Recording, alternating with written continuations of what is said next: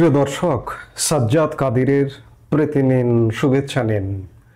এই মুহূর্তে আপনাদের সামনে কথা বলতে এসেছি ক্যান্টনমেন্টে কি হচ্ছে, কতজন আর্মি অফিসার অ্যারেস্ট হলেন, এই প্রসঙ্গটা নিয়ে আপনাদের সামনে এই মুহূর্তে কথা বলতে চাই। আপনারা ইতিমধ্যেই জানেন যে গত 8 অক্টোবর আন্তর্জাতিক অপরাধ ট্রাইব্যুনাল থেকে মানবতা বিরোধী অপরাধের দায়ে, অপরাধটা কি, গুম, খুন, জোরপূর্বক আটক রাখা, এমন অপরাধে 24 জন সামরিক কর্মকর্তার বিরুদ্ধে গ্রেপ্তারি পরোয়ানা জারি করা হয়েছে। 8-এর পরে আজকে 11 অক্টোবর শনিবার। এই কয়েকদিনে কি হলো, আপনারা কি হলো ইতিমধ্যেই জানেন যে ক্যান্টনমেন্টে দ্বিধা বিভক্ত হয়ে পড়েছে সেনা কর্মকর্তাদের মধ্যে, মত দ্বিমত আছে এবং যারা আন্তর্জাতিক অপরাধ ট্রাইব্যুনালের এগেনস্টে সেনা কর্মকর্তাদেরকে ধরে বিচার করতে চায় তারা এমন প্রচারটাও করছে যে সবকিছু ঠান্ডা হয়ে গেছে। সেনা প্রধান জেনারেল ওয়াকারুজ্জামান ইতিমধ্যেই সিদ্ধান্ত নিয়ে ফেলেছেন যে ডক্টর ইউনূস যা করছে তাতে সহযোগিতা করবেন। কিন্তু ভাই, ইসলামাবাদ বহুদূর, দিল্লি বহুদূর। সেনাবাহিনীতে দ্বিধা সৃষ্টি হয়েছে, দ্বন্দ্ব সৃষ্টি হয়েছে। এই ঘটনাটিকে কেন্দ্র করে এটি বাংলাদেশের 54 বছরের ইতিহাসে একটি সবচেয়ে বড় ঘটনা যে কর্মরত সেনা কর্মকর্তাদের বিরুদ্ধে একটি সিভিল কোর্ট থেকে গ্রেপ্তারি পরোয়ানা জারি করা। এখানে স্টার জেনারেল পর্যন্ত আছেন এবং গত 14-15 মাসে এই যে পরিবর্তিত বাংলাদেশে ডক্টর ইউনূসের সরকারের আমলে এটি হচ্ছে সবচেয়ে বড় ঘটনা। আমরা গত 15 মাসে বিভিন্ন টার্নিং পয়েন্ট দেখেছি। সেনাবাহিনী নিয়ে বিতর্কিত মন্তব্য, সেনাবাহিনীকে উত্তপ্ত করে দেওয়া, নানা রকম ঘটনা দুর্ঘটনা দেখেছি। সেনাবাহিনী সম্মিলিতভাবে, সশস্ত্র বাহিনী সম্মিলিতভাবে দফায় দফায় বৈঠক করতে দেখেছি, কিন্তু আবার সবকিছু ঠান্ডা হয়ে গেছে। কিন্তু আজকে যে ঘটনাটার উদ্ভব হয়েছে এটি আমাদের কাছে একদম নতুন। কারণ কোনো সিভিল কোর্ট থেকে সেনা কর্মকর্তা, বারবার বলছি, তাহলে তো সেনা আইনের কোনো প্রয়োজন নেই। সেনা আইনকে অবমাননা করা হয়, সেনা আইনকে ছোট করা হয়। 1952 সালের সেনা আইনে বিচার হবে নাকি সিভিল কোর্টে বিচার হবে, এই বিষয় নিয়ে দ্বিধাদ্বন্দ্ব শুরু হয়ে গেছে আর্মি অফিসারদের মধ্যে, শীর্ষ জেনারেলদের মধ্যে। এই যে গ্রেপ্তারি পরোয়ানায় শীর্ষ জেনারেলরাও আছেন এর মধ্যে। আপনারা সাধারণ মানুষ হয়তো অনুমানও করতে পারছেন না, বুঝতেও পারছেন না যে একটা সরকার পতন হয়ে গেছে, আওয়ামী লীগ সরকার, এখন একটা সরকার আসছে, হয়তো সবকিছু কাটিয়ে উঠবে। কিন্তু আমরা এমন এক পরিস্থিতির মধ্যে ঢুকে গেছি, গভীর ষড়যন্ত্রের মধ্যে ঢুকে গেছি। 1971 সালে মুক্তিযুদ্ধের পরে আমাদের যে তিল তিল করে প্রশাসন, পুলিশ, আর্মি, বিজিবি, বিভিন্ন বাহিনী যে গড়ে উঠেছে, আজকে একটি পক্ষ চাইছে সবকিছু ধ্বংস করে দিতে। প্রশাসন ইতিমধ্যেই প্রায় ধ্বংস করে ফেলেছে, পুলিশ ইতিমধ্যেই প্রায় ধ্বংস করে ফেলেছে। অবশিষ্ট আছে সেনাবাহিনী, সশস্ত্র বাহিনী।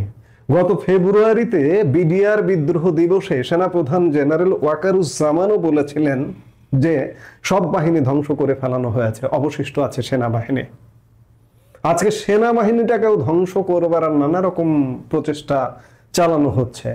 এখানে বলে রাখা ভালো যে যদি কেউ অপরাধ করে, অপরাধের বিচার হতে হবে। আমরা যেমন বলছি, সেনা কর্মকর্তারাও বলছেন হ্যাঁ বিচার হতে হবে, কিন্তু বিচারটা কোন প্রক্রিয়ায় হবে?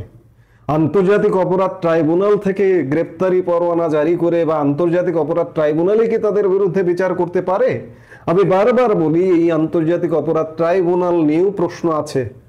এটি সৃষ্টি হয়েছিল 1971 সালে মানবতা বিরোধী অপরাধীদের বিচার করবার জন্য।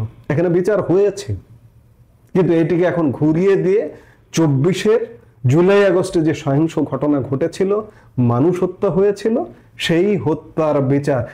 এই হত্যাটা কে করেছে, কারা করেছে? এক প্রকার মনে হয় যেন প্রহসন।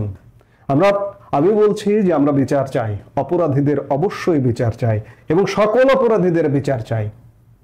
এই যে ইনডেমনিটি জারি করে জুলাই আগস্টের 24-এ যে আমার মেট্রো রেল ধ্বংস, আমার বিটিভি ভবন ধ্বংস, আমার সরকারি স্থাপনা ধ্বংস, পুলিশ হত্যার বিচার অফ করে রাখা হয়েছে। আমরা সেই বিচারগুলোও চাই। আমরা বিচার চাই না নয়, অপরাধ হলে বিচার চাই, কিন্তু এই বিচারগুলা কি যথাযথভাবে হচ্ছে? আমি শুরুতে শিরোনামটা বলেছি যে ক্যান্টনমেন্টে কি হচ্ছে। ক্যান্টনমেন্ট উত্তপ্ত, ক্যান্টনমেন্ট দ্বিধা বিভক্ত, কয়েকটি ভাগে বিভক্ত, 3টি ভাগে 4টি ভাগে বিভক্ত। এই 4টি ভাগ দিয়ে সেনাবাহিনীকে কি শেষ করে ফেলানো হবে? এবং সেনাবাহিনী কি এটা অ্যাকসেপ্ট করবে শেষ পর্যন্ত? সেনাবাহিনীর একটি বড় অংশ এই যে আন্তর্জাতিক অপরাধ ট্রাইব্যুনাল গ্রেপ্তারি পরোয়ানা জারি করেছে, এটিকে অ্যাকসেপ্ট করবে? এখনো পর্যন্ত অ্যাকসেপ্ট করবার পরিস্থিতি তৈরি হয়নি। কি হয় এই মুহূর্তেও কেউ বলতে পারছে না। আসলে কি হবে? আর্মি অফিসাররা কি অ্যারেস্ট হবেন? আমি বলেছিলাম যে কজন অ্যারেস্ট হয়েছেন এখন পর্যন্ত। 8 তারিখের পরে আজকে 11 তারিখে আমরা কথা বলছি, এখন পর্যন্ত একজন আর্মি অফিসারও অ্যারেস্ট হননি। তবে নানাজন নানাভাবে প্রচারণা করছেন যে অনেকে আত্মগোপনে চলে গেছেন। যাদের বিরুদ্ধে ওয়ারেন্ট ইস্যু হয়েছে তারা হয়তো বুঝতে পারছেন যে আসলে ফাইনালি শেষ পর্যন্ত সিদ্ধান্তটা কি হয়। যেমন একজনকে আপনারা খুব ভালো করে চেনেন, মেজর জেনারেল কবির আহমেদ। অপপ্রচার বলুন, গুজব বলুন, যেটিই বলুন, যেভাবেই বলুন, সরকারের পক্ষের লোকজনই ইতিমধ্যেই প্রচারণা শুরু করেছে। সেটি অনলাইন যোদ্ধা হতে পারে কিংবা সরকারের অংশ, যে মেজর জেনারেল কবির আহমেদ সাবেক প্রধানমন্ত্রী শেখ হাসিনার সামরিক সচিব ছিলেন যিনি, তাকে কয়েকদিন আগে পররাষ্ট্র মন্ত্রণালয়ে রাষ্ট্রদূত হিসেবে দায়িত্ব দেবার জন্য ন্যস্ত করা হয়েছিল। তিনি নাকি ইতিমধ্যেই সিলেটের তামাবিল বর্ডার হয়ে দেশ ত্যাগ করেছেন, ভারতে অলরেডি ঢুকে গেছেন। অর্থাৎ আর্মি অফিসারদের বিরুদ্ধে, যাদের বিরুদ্ধে গ্রেপ্তারি পরোয়ানা জারি করা হয়েছে, তারা ইতিমধ্যে আত্মগোপনে কেউ দেশ ত্যাগ করেছেন, এমনটাও প্রচারণা চালানো হচ্ছে। তারা হয়তো আগাম সতর্কতার জন্যই এই কাজটি করছেন, কারণ শেষ পর্যন্ত কোন চাপ থেকে কোন দিকে কি হয়, বাতাস কোন দিকে বয় বলা কঠিন। যদি আইসিটিতে এই মামলাটি ফাইনালি চলে, কিংবা এই মামলাটি যদি আইসিটিতে বিচারের আওতায় নিয়ে যদি সেনা কর্মকর্তাদের অ্যারেস্ট করা হয়, এই সংখ্যাটাও এখনো একটা বড় অংশের মধ্যে আছে। তবে যারা প্রচার করছেন যে সব ঠিক হয়ে গেছে, সেনাপ্রধান ইউনূস সরকার যা করছে, আন্তর্জাতিক অপরাধ ট্রাইব্যুনাল যা করছে, সব ঠিক আছে, আমরা মেনে নিচ্ছি, বিষয়টা কিন্তু এত সহজ নয়।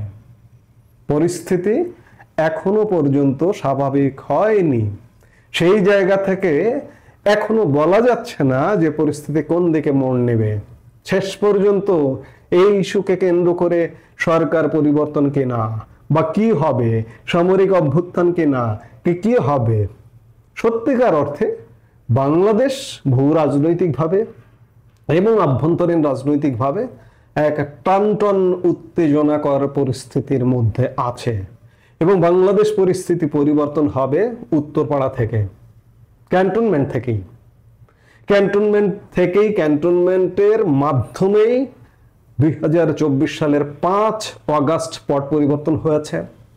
ঠিক তেমনি এখনকার পট পরিবর্তন হতে হলেও ক্যান্টনমেন্ট লাগবে। এছাড়া বাংলাদেশকে বাঁচানো বলুন, মারা বলুন, যেটাই বলুন না কেন, ক্যান্টনমেন্ট থেকে ছাড়া বাংলাদেশ রক্ষার কোনো উপায় নেই। সেনাপ্রধান জেনারেল ওয়াকারুজ্জামান বলা যায় বিভিন্ন পক্ষের এক প্রকার মুখোমুখি অবস্থায় আছেন। তিনি কি সিদ্ধান্ত নেবেন তার দিকে সবাই তাকিয়ে আছে। সেনাপ্রধানই দেশের এই যে অচল অবস্থা, এক প্রকার এই অচল অবস্থা থেকে বাঁচাতে পারেন। এখন সিদ্ধান্ত সেনাপ্রধানের। এখন পর্যন্ত কেউ গ্রেপ্তার হয়নি। সেনাপ্রধান কি সিদ্ধান্ত নেবেন, কেন গ্রেপ্তার হয়নি, এটিও তো গুরুত্বপূর্ণ ব্যাপার। ইতিমধ্যে যদি আত্মগোপনে যেয়ে থাকেন, যাদের বিরুদ্ধে ওয়ারেন্ট ইস্যু হয়ে গেছে, তারা আত্মগোপনেই গেলেন কেন? তাদেরকে কি অ্যারেস্ট করা হবে আসলে, নাকি অন্য কিছু হবে, ভিন্ন কিছু হবে? আমাদের এই ভিন্ন কিছু, অন্য কিছু দেখার জন্য প্রতিনিয়ত সচেতন থাকতে হবে, নজর রাখতে হবে। আবার আন্তর্জাতিক নানা খেলা আছে, আমি সেটি নিয়ে আর একটা কন্টেন্ট ভিন্নভাবে করব।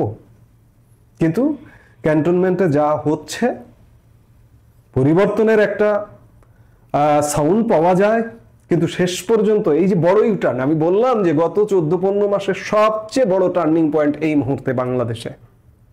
এই টার্নিং পয়েন্টকে কেন্দ্র করেই বর্তমানে যে অনৈক্য, একটা অচল অবস্থা বাংলাদেশে, এই সব কিছুর অবসান হতে পারে। এবং এই অবসানের একমাত্র যার উপরে, তিনি বাংলাদেশের সেনাপ্রধান জেনারেল ওয়াকারুজ্জামান। আমরা প্রত্যাশা করব যে জেনারেল ওয়াকারুজ্জামান যে পক্ষরে হন না কেন, তাকে নিয়ে নানান গুজব, নানান প্রপাগান্ডা আছে, তাকে তুলোধনা করে সব পক্ষ। যারা সরকারের পক্ষ তারাও তার অপসারণ চায়, তারাও তার গোষ্ঠী উদ্ধার করে। আবার যারা সরকারের বিপক্ষ আওয়ামীপন্থী, তারাও তার গোষ্ঠী উদ্ধার করে। তিনি যাবেন কোন পক্ষে? কাজেই তিনি কোন পক্ষে যাবেন, সত্য এবং ন্যায়ের পক্ষে যাবেন, সেটাই বাংলাদেশকে রক্ষা করবে। তার পক্ষটাই বাংলাদেশের পক্ষ হওয়া উচিত। আমরা প্রত্যাশা করব সেনাপ্রধান জেনারেল ওয়াকারুজ্জামান সময়ের শ্রেষ্ঠ সিদ্ধান্ত নেবেন। এই মুহূর্তে পর্যন্তই সবাই ভালো থাকুন, সুস্থ থাকুন।